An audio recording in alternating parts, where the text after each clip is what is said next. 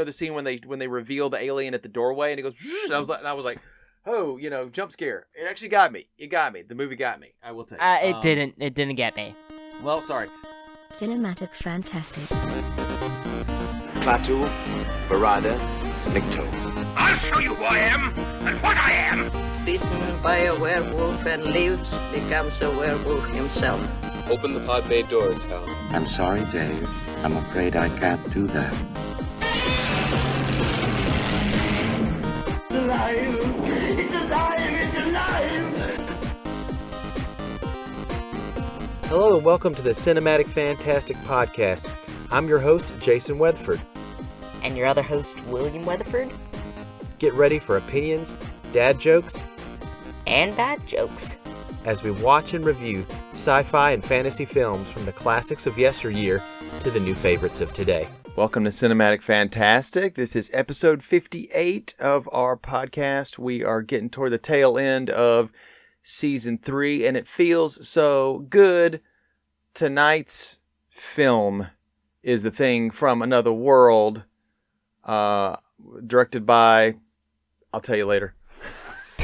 You legitimately did not look up the director for this movie. I did. The inspiration for John Carpenter's The Thing from 1983? 82. So while we were gone, we were off vacationing. We were doing some nice relaxing time at the beach. However, we're going to be going into a cold setting. Well, you may have picked up a newspaper or looked at a news website or something. You've heard something about Florida Man. That's us, by the way. Me and we are the Florida men. We're Florida the Florida men. Thing. Exactly. Yep, that's us. We did have a good time, and it was much needed. It was pretty hectic coming back from that and preparing for it. Would you say you were rested and relaxed, or and relaxed and relocated from being conquered by the British? Because there's a movie called RRR. The Indian people were resting, relaxation, and relocating themselves from the British. It was a good film. It was a good film. Well, this is another good... Apparently, this is... Time called it the best science fiction movie. Every time somebody says the best of anything, I'm like, yeah, but what about 2001: A Space Odyssey sticks out as like one of the best. I like to say one of the best because as soon as you say the best, there's always some other movie that like trumps it. It's always subjective, and it's always important to get like the objective and the subjective divided. Because it's like, okay, are you going to make an objective review or a subjective review? There's no in-between. Or if there's an in-between, it always makes it subjective. The objective, I guess. And anything you try and pose as objective is subjective. Yeah, if it has subjective with it. This movie, that's my take on it. You know how we talked about A movies and B movies and stuff like that? It's considered an A movie because they actually did spend decent amount on it. I think it's 11 million our time. But who did? RoccoW. Yeah, it has been a while since we've seen an RoccoW movie. Also, didn't it say something about Winchester at the beginning? Like the actual rifle company? Was that the other movie? Wait a minute. That was the production company. Yeah, and I'm wondering if it was Winchester, as in they're like. I don't think it's related to the it's not the rifle. It's not the rifle people. They're like, hey, we're into movies too. Not just implements. But there are a lot of rifles in this movie. Yeah, as we'll see. This movie has an absolutely beast opening, if you allow me to use modern terminology. There's this epic logo unveiled from the snow, and then there's this blizzard in the background. The infamous Thing logo is supposedly there's a foggy kind of effect. It burns and it burns. It's like is that what we're talking about? It looks really cool. Yeah, and no actors listed. Huh. I don't think they did they? No. Infamously, it does like director maybe or producer. And I know it did show credits. Because I was going to comment about this blizzard that starts the movie off. How did you like it? To be honest, I'm more familiar. I've seen the 1982 John Carpenter's The Thing. I've seen that one more times than I have this one. So I try not to compare the two, although sometimes comparisons do creep up. But I try. How many to think times have you seen Halloween? At least 5 times. Not true, John Carpenter fan. I don't Well, need to I mean, watch there's a it. bunch of Halloween movies, so I guess you could Yeah. split that up among all the Halloween movies. I've as long as seen- you've watched all of them, you're a John Carpenter Yeah, fan, I yeah. guess. I've seen them all, and they are they're hit or miss in terms of like, because he didn't direct them all. I think he directed the first one and the second one, which could be considered the end of the first movie, kind of dovetails. But anyways, yeah, the two directly that. movies are very different, though they share the same material, The Thing and The Thing from Another World. Yeah, right. That is to say. Right. It unfairly gets compared. So they kind of go, there are people that actually think Yeah, I'm that like, you can't make a The Thing is comparison better. to this movie, as we'll see. I think it's Just good. as soon It's as they good get on into the its plot. own. No, it's good on its own though. But I will say that even though The Thing 1982 is gory and shocking, it's very suspenseful, very well done in its own right. It's not for everybody. But we have the journalist Ned Scott. Ned Scott, I believe. Scotty, they call him Scotty for short. Yeah. Huh. Interesting. Yeah. He's going to an officers club in Alaska. I don't know if it had any particular logos on top of it other than it's an officers club. It's just called Officers Club. Yep. But I bet it has a name. I haven't been keeping track of all the names because it's easiest to not keep track of the names. Oh, talking about the Especially name. without subtitles.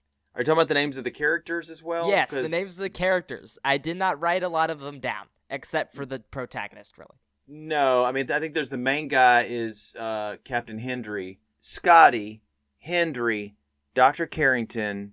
That's it. That's the I only wrote ones down really... General Fogarty, who will come into play in a moment. Fogarty.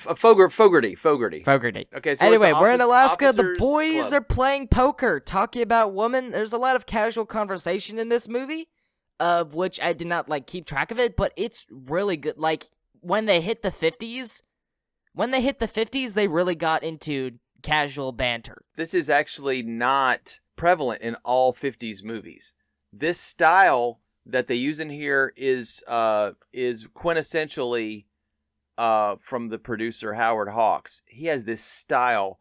If you watch some of his other movies, Yeah, I'm like there was a lot of lines written for this movie of all the casual talk. Like they're bantering in the background and stuff, They and it's talk it's all over each pretty other. realistic. Yeah. Have you noticed they talk over each other, like almost at the same time, like their sentences cross over a lot? That feels realistic to me. It feels very and snappy. But at the same time, it feels like And they did that in that. Is there there's snow outside? That song. If you could, how they're constantly talking over each other in the verse. Oh, It right, feels right, like right. that. Okay, baby, it's cold outside. Yeah, right? baby, it's cold outside. They're just talking over each other in the verse. It's kind of like that, except it is actually cold outside. Yes, it's very cold outside. What's warm is their relationships with each other that will keep them through. Oh, especially two of the characters. So we'll talk about them later. But okay, so they talk yeah, over scientists the are holding banter. a convention in the North Pole, headed by Dr. Carrington. General Fogarty calls Captain Hendry because Dr. Carrington requests him for search and rescue for a mysterious plane crash. And so they set out for that. 3 hours out, base signals, there's a disturbance up here whacking away everything. So, of course, they're going to lose the signal sometime.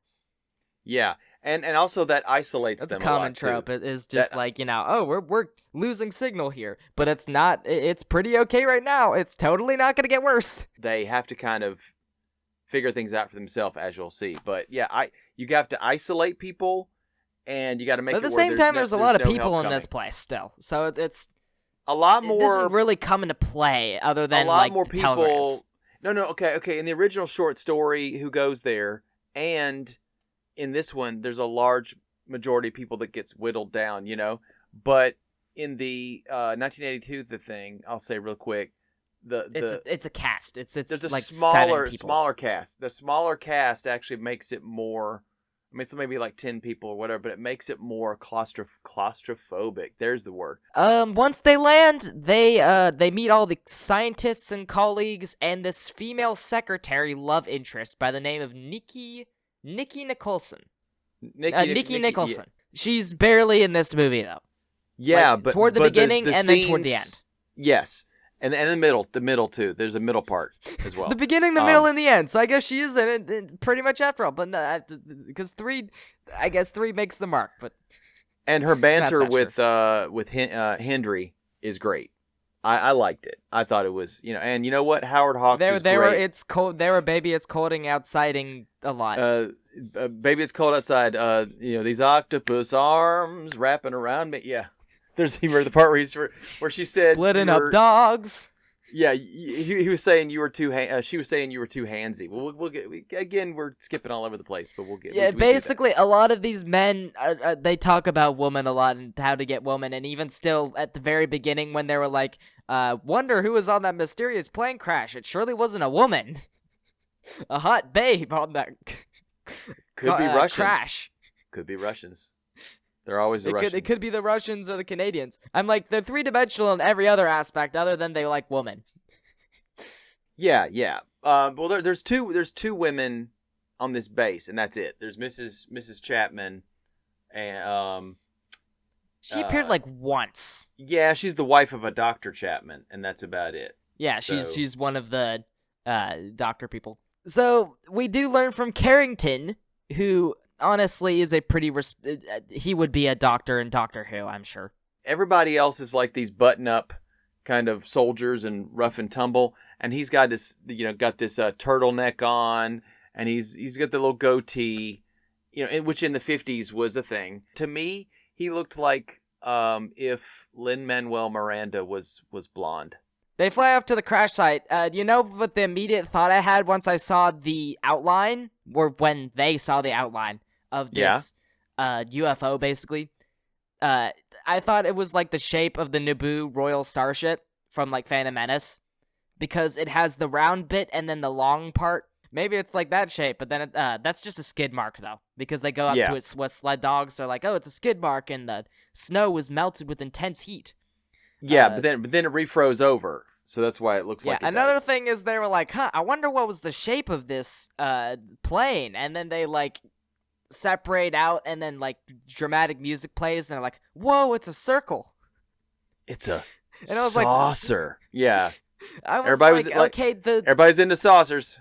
the crash site is circular at this point, so like I wouldn't be super jazzed if it wasn't a circle, or if it was a circle. At the beginning of, and I think it's actually there's a little scene at the beginning of 1982's The Thing, which shows the UFO kind of heading toward Earth. But I think in that movie they say that the UFO or whatever it is landed like 10,000 years ago and got frozen. But they started getting signals from it, like the radiation or whatever. So And they this said that it's just Geiger counter. it landed. No, you know what? This UFO or this ship landed very soon, because don't you remember they talk about meteor, but it didn't go down. It went down and up, and meteors don't just do that. So they tracked it there. So it actually did land. It did. We talked about like the way that they There it thought is. that rockets would land, where like it did the epic thing where like it goes up and then goes back down from like a horizontal position to twisting up vertical and then going down that way. And How does a likely saucer land, unrealistic though? that is. A saucer to just just do lands that.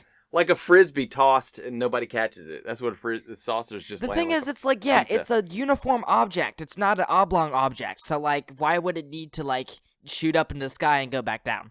So, Ned is excited by this, and he cites his Lin-Manuel Miranda rights in wanting to immediately publish classified information before someone else does, as is most journalists' inclination. He's funny. He's He's like, we've I got like to it. publish this, man. But Henry says no. Henry is just like, no. You He's can't like, do that. We need. I don't the represent the approval. world. He says, I don't represent the world. I represent the U.S. military. Thank you very much. And the U.S. military told me no. The Miranda rights is the right to remain silent, isn't it? Right, but he is not exercising his right to remain silent. He should have exercised, or Henry is making him do his Miranda rights. Okay. Right. His Lin-Manuel Miranda rights. Yeah, probably get inspiration from Dr. Carrington to do so. He's like, maybe we should employ those more often Yes. instead of doing NDAs. Well, yeah. We should have made everyone sign to NDA. Yeah. Always. Even journalists are not Even, safe. even journalists. So they explode the ice off of it. But this results in the engine exploding as well due to sheer stupidity. I realized how similar this is to Subnautica.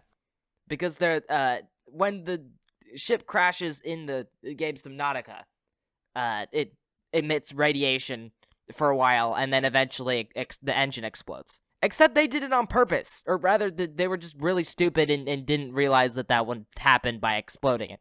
I don't think they knew that it would happen They're the like, way oh yeah, that we can it did. explode this willy-nilly, and it won't explode the engine as well, and that's like, you gotta make precautions for that. You gotta have tiny explosives in a bunch of really specific areas to just, like, carve one hole. Do it slowly and carefully. Right. The Geiger counter says there's more to discover, as there is a man that reportedly must be over 8 feet long.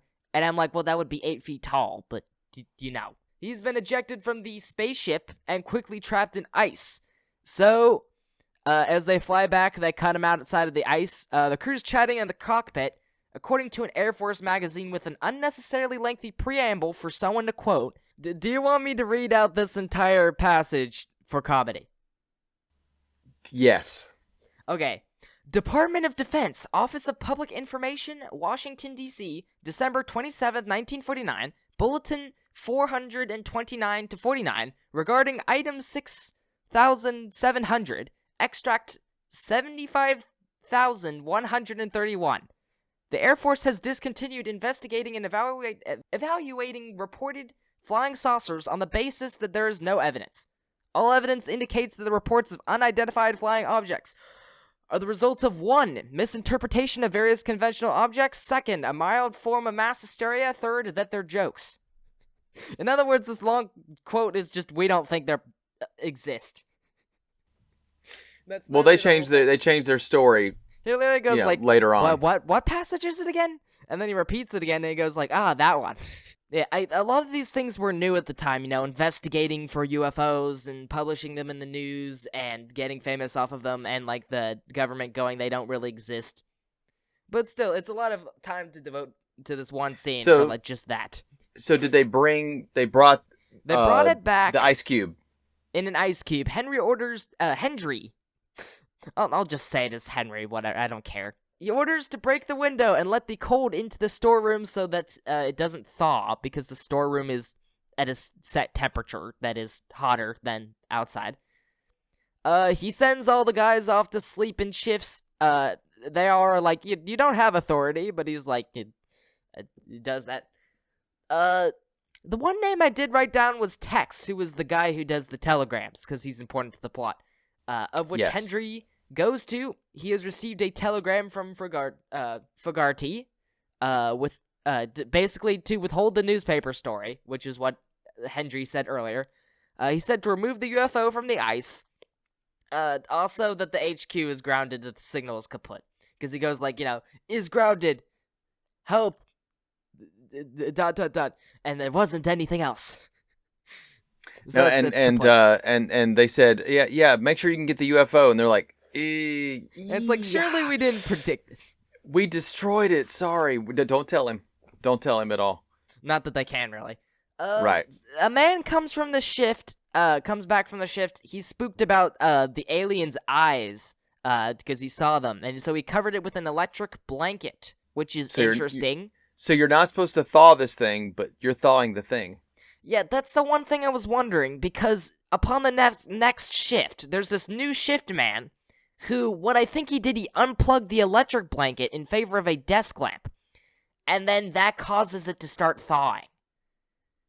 Like, something he did with that, because it dolly shots toward the plug and there's nothing in the plug, and then it starts thawing. And so I'm like, what exactly happened then? He put a blanket over it, which would theoretically, warm it up. Yeah. And he unplugged the thing that was warming it up with electricity. I didn't catch that. I thought the electric blanket was doing most of the thawing. Electricity is heat is temperature. I don't understand that, honestly. That's the one thing I don't know why it thawed out, but it did, and it escapes. The guy shoots at it immediately, but it escapes. It runs off. It does get its arm bitten by the sled dogs. or wolves, huskies, whatever they are. From investigations, the alien is actually a super vegetable, and it has no nerve endings and seems immortal. And it's also unexposed to emotions or criminal intent, according to Dr. Carrington. Right. What do you think remember... about our I'll tell you, alien here being a vegetable? Well, and He in... didn't get his reps in, and now he's going to the retirement home center and You mean he's not like an making it. intellect? You mean he's like an intellectual carrot? My mind boggles. That's like that's a quote from the movie. He says, "An intellectual carrot, the mind boggles." I'm a vegetarian, so I'm a vegetarian, that means but I want to eat this. Yeah, if I ate him, it might actually like infect me and start using my blood as like Yeah, we'll see that momentarily. But Ned is like, "Aren't you a Nobel Prize winner?" And you're like, "You're gonna put this in the newspapers, and then no one's gonna believe you, man." But he's like, "Well, Venus flytraps exist." Yeah, Carrington was saying that plant life predates animal life. Where he's basically Carrington is laying out all the scientific reasons why this is actually possible. I think it's interesting. I mean, before the plants, then the trilobites, then all the way up to from the sea creatures to to carrots. Yep. To carrots. He's Captain Carrot. Yeah. Whales used to be carrots one day. We'll eventually find the picture. So, and the arm can move. Because that's cool. It's undeniably cool. I actually think I heard that one of the actors, we'll talk about him later, that plays one of the stand-ins for the Thing, he was the hand. And they had the hand on the table, and it moved, and they really reacted to it. It's also similar to a scene from the movie Alien, with the chest burster scene where the guy, There's a lot of like the tropes of the alien can like split off but still survive. That would make its way into the remake, or it's not a remake. It's like it's a new. It's a more movie. faithful adaptation of the short story. Yeah, it's not necessarily a remake because no comparison should be made between them, really, as we'll see. Yeah, they're kind of two different animals. Yeah, they find radioactivity in the greenhouse. Basically, the rest of the airmen, they leave, but the main characters split off to see that there's a wolf in the compost bin that's been sucked dry. They resolve to find the alien before the airmen do. He's a sled dog. He's a husky sled dog. Yeah, sled dog husky. The airmen want him dead. The airmen and, they just want him dead. They have all the rifles and stuff. But Dr. Carrington wants to talk to the alien, to learn knowledge. The next day, the alien has attacked a scientist in the greenhouse, or 3 scientists. The other 2 are hanging upside down from a beam with their throats cut out. If only we could have seen that. That would have been epic. But why are they upside down with their throats cut? It's because the blood is being drained off, and it's going into the soil, and it's feeding this thing's seed pod bodies. He's like trying to reproduce. Yes. Oh, by the way, we do get a little glimpse of the alien as the airmen go into this. They find him at a door and they barricade it. Yeah, that's freaky. He looks very familiar, though. He looks like a certain Boris Karloff Frankenstein, as we'll see. Yes, yeah, that they've as actually we'll see later in the confrontation. That proves quite true.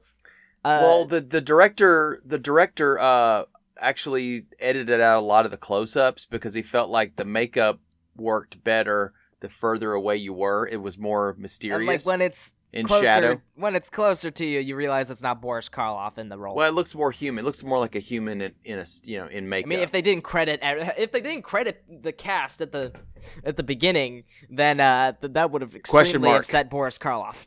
He's gonna say the Thing ? Kind of like Yeah, that would have been cool though. But Boris Karloff was phased out by the 50s. Sadly. Old school. Yeah. They gain power from blood plasma. He has a bunch of seeds. They start pulsating in response to the plasma. The alien species may, with 7 billion sources of it, roughly, or 6 billion, 6.5 billion, we'll say, sources of blood plasma, completely conquer the Earth. So that's not good. Hendry finds out about Carrington's tests because it uses the lab's medical plasma, and he notices that he's like, stop. We can't be growing these things. That's dangerous. So later the airmen, they have the idea to immolate the creature, which I actually wonder if that word is applicable because it's used in, like, you know, sacrifice by fire, and I'm like, they're not, like, sacrificing it. I would say incinerate. There we are, incinerate. What is what was the idea from Nikki? She said, you know, boil it, mash it, stick it in a stew. What did she say? She said, boil it, stew it, bake it, fry it. Yeah, because they're like, what would you do with a human vegetable when we catch it? Cooked veggies, yeah. They cook it with kerosene. The creature swings its forearms at them despite having epic claws that it does not use. Very similar to Frankenstein's monster. It does. There's a part toward the end where it claws at a mattress. No, the mattress that is in front of Nikki. It claws it, but he's also. Did they catch him on fire? Is this the part where they did the full burn? Yeah, they put him on fire, and it escapes to the cold, though, I guess, because what the did cold you think? is a bit more powerful than burning to death. What did you think about this full burn scene, this stuntman scene? It was shocking. I went, dude, they're going for it. Everything turned on fire. This is a massive fire they had to extinguish here. I was like, I'm surprised no one got mad because it happened. Everybody died. The whole room got burned up, so... And none of them were, like, protected, really. They just, like, we're gonna light a match.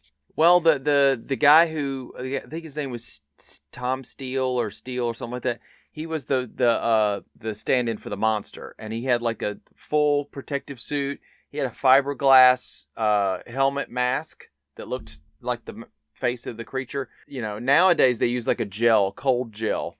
But I'm glad to see the kerosene in the movie industry. I like the care that they gave to this, the kerosene. Yeah, the next day, it's becoming colder because he sabotaged the generator. Who did? The thing did? The thing did. So he's smart, or he seems to have some smarts, right? He Is that what they're knows how to break stuff. Okay, you think he did it knowing that it would make it cold for them? I honestly don't really know.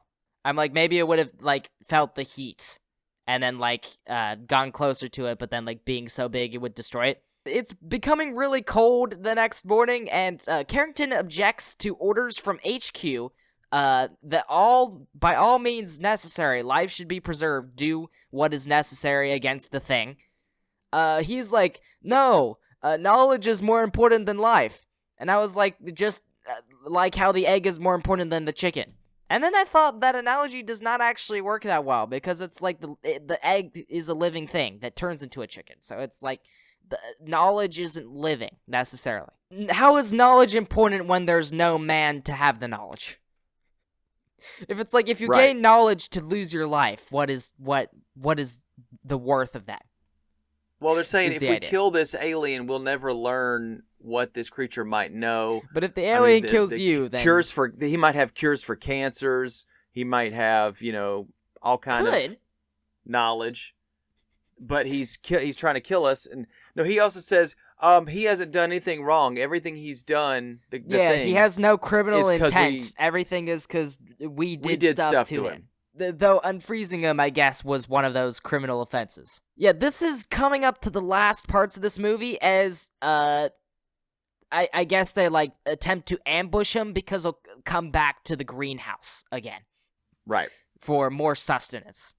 And that's like, okay, we can predict that he'll come here. As expected, the alien comes lumbering toward them with a beam in his hand. It's a very square, neat beam. He's a really tall dude. He's not Lock Martin tall, but he's tall. He is basically a Frankenstein's monster, though, in this movie. As he backhands Carrington after listening to him beg, to stop. He listens to him for like 10 seconds, and he's like, please, backhand. I'm your friend. I've done nothing to you. I'm your Backslap. friend. I'll protect you from these people. Bam! he's like, what are the five they fingers don't say? even really make it that say the cool things. either. Bam! He doesn't die in a cool way either. He just gets backhanded, and then it's like they don't make much out of that at all. Carrington is not dead. Carrington's knocked out. He's hurt, but he's you see him at the end. But he doesn't do much else for the movie. So no, he's done his in part. all intents and purposes. So what did they do to the thing? They trap him in an impressive display of electricity. which They was a electrocuted, decent right. special effect. Of course, the intro would have told you, some of the special effects that they could do, but this was the only other really special effect other than like the fire was good, and this electricity, it looked really good. The next day, though, they're chatting it up about some of the stuff they're gonna do now that the alien is done for. Ned reports the story on Telegram. These are the last words of the movie.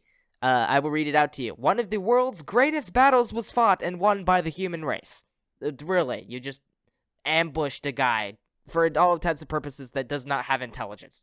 That's one of my criticisms I'll get in. He's an intellectual carrot. The intellectual carrot. A human vegetable. A true cabbage. A handful of American soldiers and civilians met the first invasion from another planet. A man by the name of Noah once saved our world with an ark of wood. Here, a few men performed a similar service with an arc of electricity. Very clever. A flying saucer which landed here, and its pilot, have been destroyed, but not without casualties among our eager forces. I'd like to bring to the microphone some of the men responsible for our success. He does not literally bring them to the microphone, though. He's bringing them to the press, basically. But Right. Why did he say microphone if he's going to bring it to the press? Anyway. Captain Hendry is attending to demands over and above the call of duty. What, above? What is above the call of duty? Dr. Carrington, leader of the scientific expedition, is recovering from wounds from the battle. And now, before giving you the details of the battle, I bring you a warning. He didn't mention everyone, though. That's funny. He didn't mention all the peoples who... He doesn't remember everyone, and neither do I. Yeah, neither do I. Every one of you listening to my voice, tell the world, tell this to everyone wherever they are, watch the skies everywhere. Keep looking. Keep watching the skies. Yeah, famous last line on that. Could be a warning for bomb, for missiles from the Russians. It's like, hey, you people in the 50s, keep watching the skies. Yeah, they Missiles always from the would be, Russians. ever since then. Sort of like the ideas like planted in their head of like aliens really could have been influenced by the war and fear from the above. Fear from the blimps, Death from above. Death from above. I feel like it could easily be a monster movie for all intents and purposes. It is. First off, it has something similar that a lot of the horror movies we've done before have. You have a claustrophobic, trapped in area, bad storm outside. You have to stay inside because you can't go outside. And people get picked off one by one. And who is it? Who done it? You also have who can we trust? They don't do that in this movie. In the short story, you would have this transforming alien with intelligence of, it could read. It had telepathy, I think. You could read. Yeah, it was telepathic and to shape-shifting, know what people are thinking, to be able to know what to say. Like, it's not only that he knows like what all the memories of the infected, but that the thing is replaced, but also of everyone around him. Another element that's in the 1982 The Thing is it even duplicates defects. So there's actually a imitation that it makes that has goes into cardiac arrest because it has heart problems. So they do it's a famous scene. They do the paddles, the paddles to wake it. And as they're doing the paddles, his chest opens up and it's a mouth and it bites the guy's arms off. I think that he was trying to defibrillate a guy, and yes, then it just that's opens right. up. That's it. It's freaky. It's freaky and it's fast and it's disgusting. And it's it's kind of awesome. To talk more about this, it seems to start like the Americans are coming in on the Norwegians having done most of the work for them. They just deal with the alien while the Norwegians did like the there's like this computer screen that says 75% likelihood of aliens taking over Earth. Well, he does a calculation of that later on in the movie. He's like, well, if this happens and it continues, what happens? There's a scene that at the very beginning. Okay, here's the thing. There's a scene at the very beginning where there is a helicopter and there's two Norwegian guys in there with rifles, and they're the last two survivors of the problem that happened at the Norwegian camp. Oh, there's supposed to be two people at the end. That also happens. There's an American camp and a Norwegian camp. Oh, by the way, we might be doing slight spoilers for The Thing. I mean, it has been around for a while, but it'll be minor spoilers. So go watch that. Yeah, they're shooting this husky, the dog, and it's going toward the American base, and the Norwegians are chasing it with a helicopter, and they're saying something in Norwegian, but there's no subtitles. And people that knew how to speak Norwegian pointed out that it said, "It's not a dog, it's a thing. Don't let it near you, kill it." The Americans go, "These guys are crazy." Were And people in the Norwegian, watching the Norwegian version of the movie, just like hearing this like American talk? I don't think so. They just leave the Norwegian They language. do that with like Bluey. There's an episode of Bluey where there's this French dog that befriends Bluey, and they do. He's like a poodle. The dog becomes American in the French dub. Well, no, it's I don't adoption. think they did. I can't speak to that, but I do know they stopped the Norwegians. The dog goes in, and the interesting thing about it is they let the dog have free reign of the whole base. They're just like, "Oh, hey, there's hey, also buddy." this other guy who's named Blair that they just have free reign as well. Blair is fine. Blair's cool. Yeah, he's totally fine while he's destroying all the computer equipment. Oh no, yeah, because he also gets infected. So But yeah, this movie has the splitting open paint like gore people, I guess, that are like the dog. living... The dog mutates. He's like, yeah, this movie is blows up. famous for the splitting open parasite-looking things that would like be inspiration and it's all for many practical. Here's the thing: it's all practical because they didn't have CGI at the time. The sequel to that, or prequel to The Thing that came out in 2011. This is an interesting story, real quick. It's supposed to be all practical. It was done the same as that. It was done by a company called Amalgamated Dynamics, and they did all the practical stuff. And it was great, right? People who did the movie or the producers went, "No, we're just gonna cut. We're gonna put CGI nonsense all over your So it's creation." like, sorry, Jim Henson, we're not using any of it. Yeah, and they were very upset by that. And I'm some not people... saying Jim Henson did it, by the way. Yeah. I don't know that he did, but I'm saying like I'm thinking the aliens were like puppeted at least. They're practical puppet and models and stuff. For the 2011 movie, they used a lot of CGI, and the people who did the models, they spent a lot of their sweat and life and blood and tears on this. And what ended up happening is they were so bummed out about it that the fans of the movie or the original were like, they were trying to get a Kickstarter up to kind of go, "Hey, can you have a version that's the version you originally wanted to do?" And apart from what the movie producers wanted, and they couldn't get it going, but they did take the money for that, and they used it, and they made a movie called Harbinger Down. I watched it this afternoon, or I just actually skipped through because the story's not great, but really it uses practical creations and stuff like you would do. That might actually be an interesting movie. But the thing with this movie, is that it did not do really well in the box office. It was a very nihilistic, and grim movie. Not only that, it was unnecessarily gross and violent. The 1982 one, yeah. It did. You think from the Blade Runner. Blade Runner did not do good at the box office either, and it's a classic. Yeah, a lot of times cult classics will re-arise, particularly in the science fiction space. And I don't understand why the movie they didn't think it was particularly very good. well done. The music, of course, is John Carpenter doing the music, and it's done with synthesizers, and it's very sparse in some places, but very only really kind of rose up. The music would come in when it's thematically or suspense wise when it works, for that, and I think that's good. As is most movies. Dmitry Tiomkin. A lot of the movie actually has no music in it, but he uses these bombastic orchestral scores for music, for emotional cues, like these high-pitched notes. Especially, the scene when they reveal the alien at the doorway and it goes. I was like, oh, jump scare. It actually got me. It got me. The movie got me. I will tell you. It didn't. It didn't get me. Well, sorry. Kind of like Psycho. With the beep, beep, beep, beep. That kind of. Thing. I guess so. But to say more about John Carpenter's The Thing is that a lot of people were thinking about the older movie, they were like talking about this in comparison to the old movie. They're like, it's a new thing based on the thing from another world. And many people just saw they added gore, really.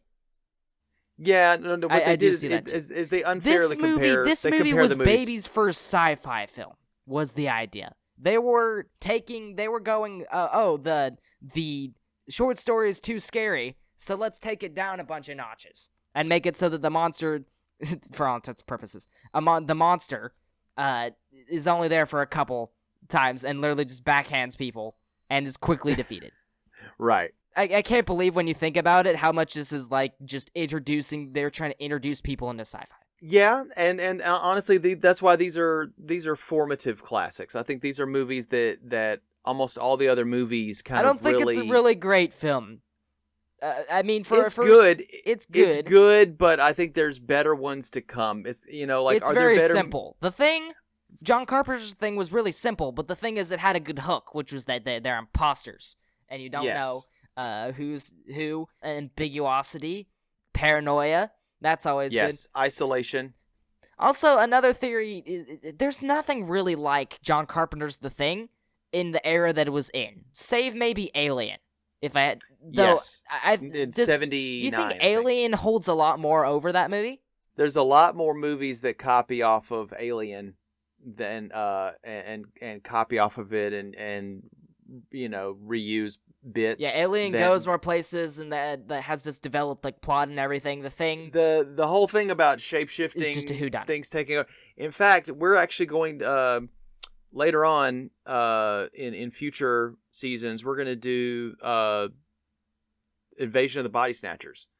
And that one has it's not that John Carpenter's The Thing wasn't entirely new. There were, unnecessarily gory films, and there were, body snatching films in there. Just there was nothing like John Carpenter's The Thing. Alien, probably, but, that's it. Yeah, because Alien had, the xenomorphs are inside people and they'll pop out, And they're very sort of on that same sort of ground. Right. Would you agree? Yeah. Also, The Wrath of Khan and E.T. came out the same year, or the same time, same months, and there was a recession that would be happening in the 80s, I believe. Yeah, E.T. blew everything away that year. And Wrath of Khan just... Wrath of Khan did make some good money, but E.T. That's what John Carpenter's saying. He's going, Khan! Yeah. So before we get into the production, when I said that the John Carpenter's The Thing doesn't have a sequel, I lied. There's a canon sequel to it. It's just not a movie. It's a video game from 2002. Well, there's also comic books as well, but And yeah, he wrote for Escape from LA and probably a lot from Halloween. Would you like me to describe this canon sequel? Yeah, a little bit. Yeah, of course, it takes place after. This is where I'm going to be spoiling a little bit of the ending of John Carpenter's The Thing, as is obvious. Just most people know how it ends though, because it's infamous, But the basic plot: the U.S. Special Force teams, they come in and blow up Outpost 31. I don't remember exactly what the significance of that is in the John Carpenter's The Thing, but that's the location. That's the protagonist is the captain of Bravo team. I think there's Bravo and Alpha. Okay. 2 teams.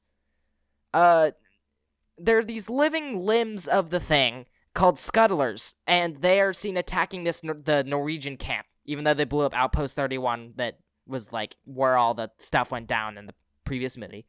Right. The radio back to HQ gets stolen by a Thing, and the protagonist gets it back. In the process of tracking down the radio, the protagonist's fellow Captain Pierce of the other team, he takes himself out upon realizing he's been infected.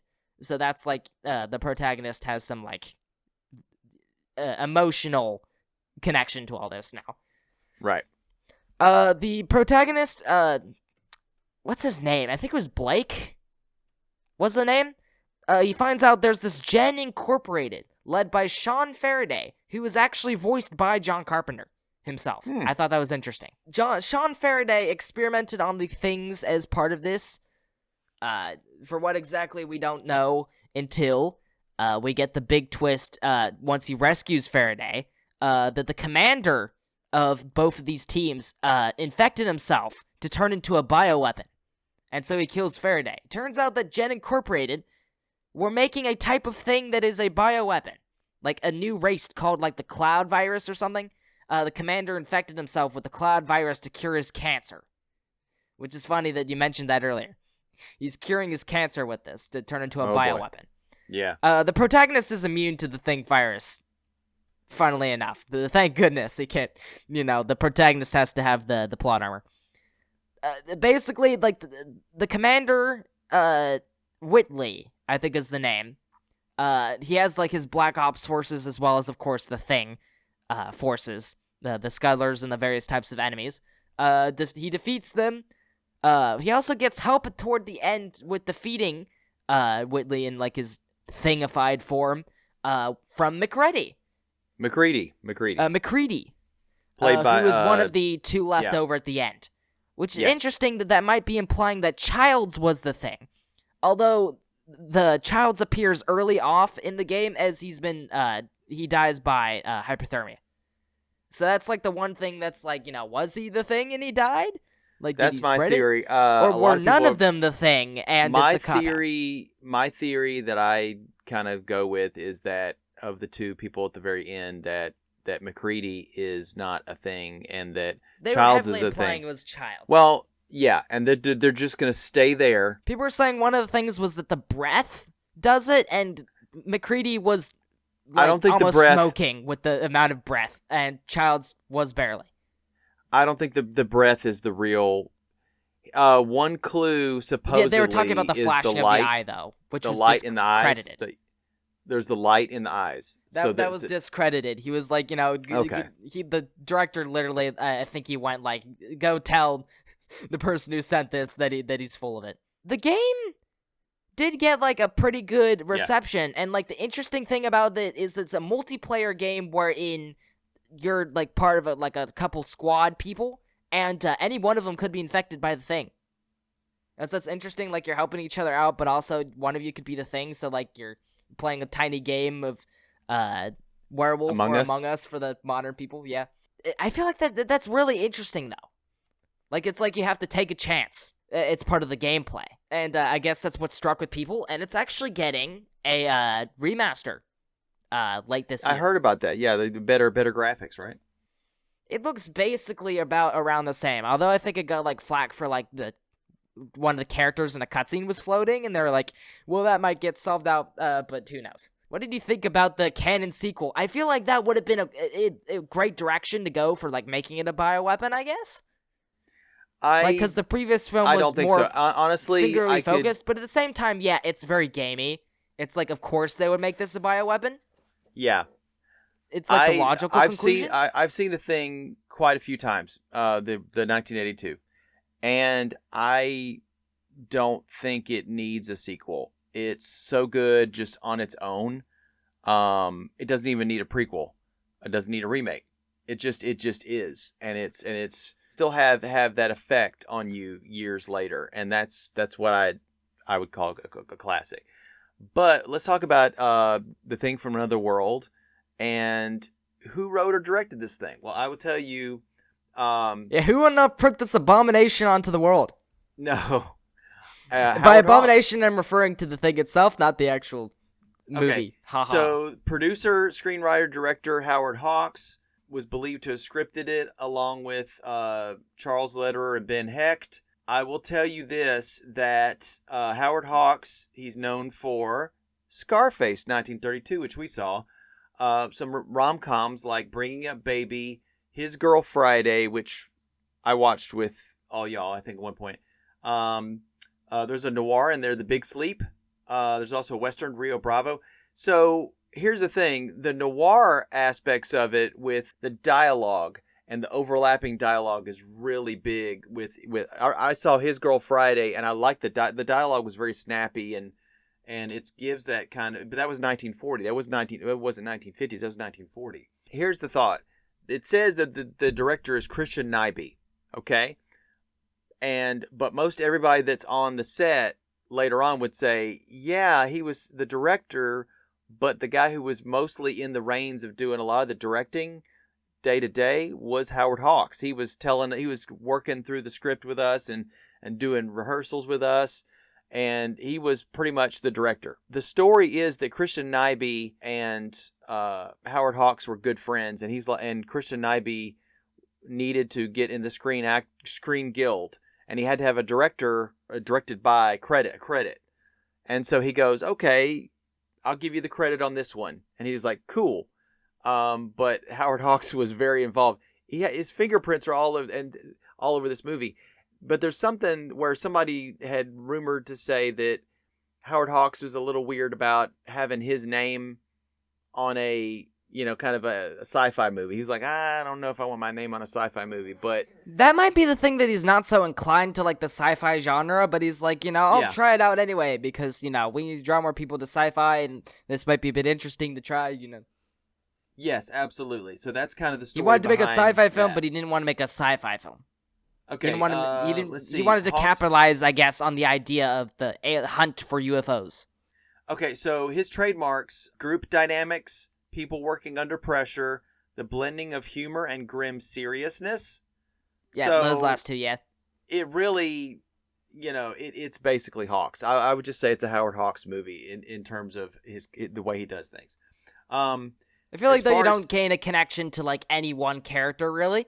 That's the thing that like kept me from writing down all the names of the people. To me, like, it's I didn't really catch it. Henry, Carrington, Scotty, and Nikki to a varying degree. Yeah, but it's like, you don't necessarily need to like say them as much as they're just all really just acting as a group. Things are happening.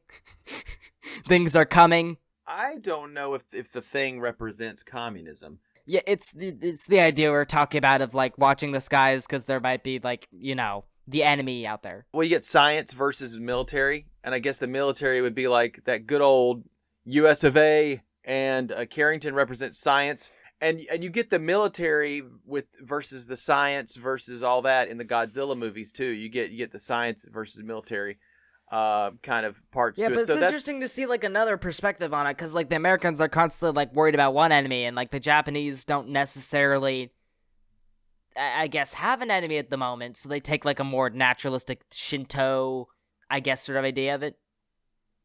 Yeah, plus we'll talk about it when we get to that, but like, yeah, the Japanese, I guess there's a bit of Shintoism and that they concentrate more on the natural side of things, the environment. Well, and also, is Godzilla or something like that like a judgment of the natural world against humanity, or is it he's protecting the Earth?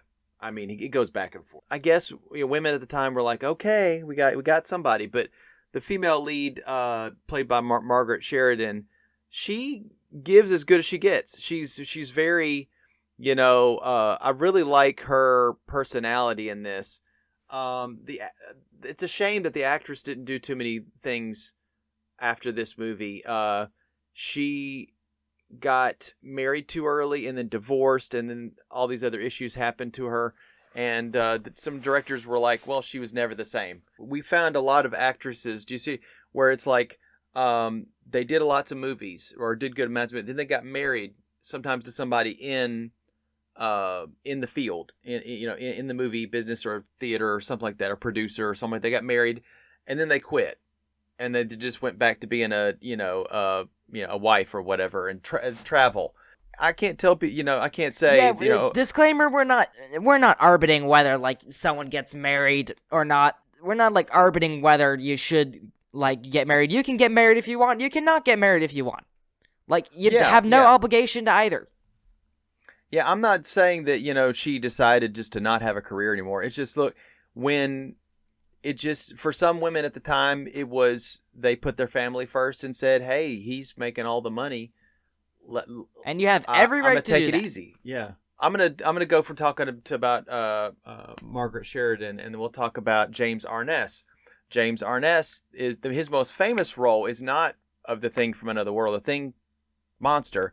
It is as Matt Dillon, the sheriff in the TV show Gunsmoke that went for many, many years. He was a very tall guy, 6'4". No, I don't remember. He was taller than 6 foot. But anyway, His brother is Peter Graves, a.k.a. Jim Phelps, the white-haired guy from Mission Impossible. He's the main guy who hears the little message. There's like a couple people named Peter Graves that I've heard of. It says this message will self-destruct in 5 seconds. He's that guy. He's the guy who always gets the first bit of information. Okay, the main guy playing Hendry was Kenneth Tobey. Never really had a big career. I think his he kind of got a big career later. He was actually in Airplane as well. He was in The Howling, Gremlins. In the 80s, he had kind of a resurgence of his career. He's kind of a red-haired guy. It doesn't show. I figured out who I was thinking of. It's a guy named Jason Graves, and he was the composer for the Dead Space franchise. Right. Okay. So you're, interestingly enough, Dead Space, Graves. They're very similar ideas for monsters, honestly. Yeah, if you're gonna listen to anything, Lacrimosa it's got a lot of dissonance in it. And it's dissonant string piece, but it's beautiful in a sense. You're talking about the music from Dead Space? Yes, Lacrimosa. It's just dissonant violins, but like it's so beautiful in a sense. Isn't there like a isn't Lacrimosa also the name of that? Like even though it sounds like a bunch of violins like squealing around and wailing around. Oh, there's another one that has the word Lacrimosa in it, and that is the song that's playing in The Black Cat. Or maybe it's a song. There's a song from Carmen called Lacrimosa or something. Yeah. That's different. All right, so that is Kenneth Tobey. We'll see him again, and It Came From Beneath the Sea. I think that's also on our list to do later. Douglas, what did? The Thing! Douglas Spencer. He's the guy who played Scotty, the journalist. He was pretty funny. I liked him. But he's also this weird alien guy called the Monitor in This Island Earth. We'll also do. That came out in 1955. Very famous sci-fi movie. There's also a two-headed Martian in the episode Mr. Dingle, the Strong, from The Twilight Zone. So he plays a two-headed Martian guy. The episode is called Mr. Dingle the Strong. Yes, exactly. It's got Burgess Meredith, who played the Penguin. Imagine that was like the top-rated episode. Man, Mr. Dingle really dinged it for me. he sounds very strong. I'm gonna watch that one. So let's see. The most viewed day episode. Just Mr. Dingle is strong. I'm watching that. Robert Bob Cornthwaite played Carrington, and he's been in a lot of other stuff too. He usually played authority figures or scientists. In War of the Worlds, Reptilicus, Colossus the Forbin Project, Future World, Time Trackers, Twilight Zone, Voyage to the Bottom of the Sea, Batman, The Pretender, from 1998. That was a newer show. Yeah. Okay. So what if I say is not like the others? Yeah. What if I say is not just another one in your face? Yes, exactly. He's in The Pretender. One of your, yeah, that's right. What if I say you'll never surrender? As far as a review of this movie, it has some scenes that are really memorable. It's not the best film, I will say. No, it's really simple. But what I think, like John effective. Carpenter's The Thing was simple, but it was better because it had a twist to it. This movie doesn't. Yeah, John Carpenter's movie is more effective. This one I is would effective recommend too. you read the short story instead of this one. By far. Yes, it's called By Who far Goes skip There. this movie. It's called Who Goes There. It's by John W. Campbell. They actually did an expanded novel version of it called Frozen Hell. So if you can find Frozen Hell, that's the one that talks about. Yeah, they made like a couple versions of the original short story. Like there was like the 12-chapter version, and then they expanded it to like 15, 16, I think. That's this one. There's also a sequel that a writer, Peter Watts, wrote called The Things, but it has a very doing the Alien and Aliens method. No, it actually is. It's written from the perspective of the creature and what it's thinking as it's doing everything that's in the book which would be hard if it's sort of like this non-Euclidean mindset because it's telepathy. Not necessarily. It's what it thinks it's doing when it's expanding. I think I'm eating this guy. I'm not sure if I'm eating this guy, but maybe I am. Maybe we're eating the rest of this podcast and splitting it Or open. he says, a this dog. this guy must be this guy I'm feeding on must be the comic relief because he kind of tastes funny. Yeah. No, that's But the next movie we're yeah. doing, I believe, it has got to be Abbott and Costello meets. Is it supposed to be? Invisible It's a Man. movie that's supposed to be funny. So Yeah, Abbott and Costello are getting eaten by the Thing, and the Thing looks like a necromorph and very, very horrifying. yes, and no, they're A Dementor gone wrong looking. The Thing is coming into the room, and Costello's like.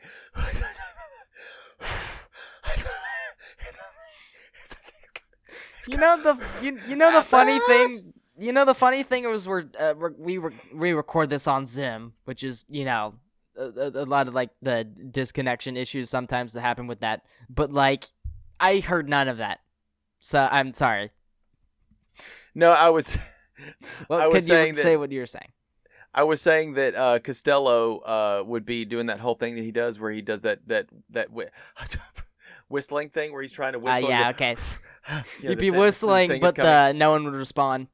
Oh, we could probably do an edit of that, but it would be really creepy. We'd have to black and white the thing and make him look like. But anyway, back to this. Yeah, that would be more creepy. But yeah, we do have this one. Kenji Ito, that's Anyway, and then Junji Ito, yes, now at the end of our season, we are going to do When Worlds Collide. I'm very much looking forward to that one for different reasons. Yeah, these will be the last 2 episodes of season 3. Abbott and Costello meet the Invisible Man, and then When Worlds Collide, and then we'll be going on a hiatus until season 4. Yep, and we're going to take a little time in between. We're gonna probably do some creation. Yeah, as fall's of been a different pretty things. hectic season for us. It has. But life finds a way, and we're gonna continue on. We're gonna keep doing Is that stuff Forrest for you. Gump? Do I have that right? No, that is Ian Malcolm, aka Jeff Goldblum from Jurassic Park. Yeah. Okay. Finds a way. I feel like they occupy a similar space in my mind. Okay. Forrest Gump. I'm a simple man, but I do know what a T-Rex but I do is. know what genetic tampering and making I do dinosaurs know what is like. dino eggs are. And I do know the podcast is about to end. So Yes, in due time. Forrest Gump v. Ian Malcolm, Dawn of Justice. Yeah, there we go. My mom Alright, said so- life was like a box of chocolates. Life is like a box of Raptors. Have a good night. We enjoyed talking together. We just talk together. We talk together. You know what? You guys are just watching us, listening to us, have a conversation. We're just talking. We're doing it for us. If you get something out of it, great. But really, it's for us. It makes us happy. If it makes you happy too, great. If you dig it, awesome. Let us know. If you don't, still let us know. It's good for the algorithm. Yeah, that's the one thing that one of Thanks. my favorite YouTubers is always like, if you like it, give it a like. If you dislike it, give it a like as well. Yeah. We'll be abboting And next Costelloing episode. in an invisible way.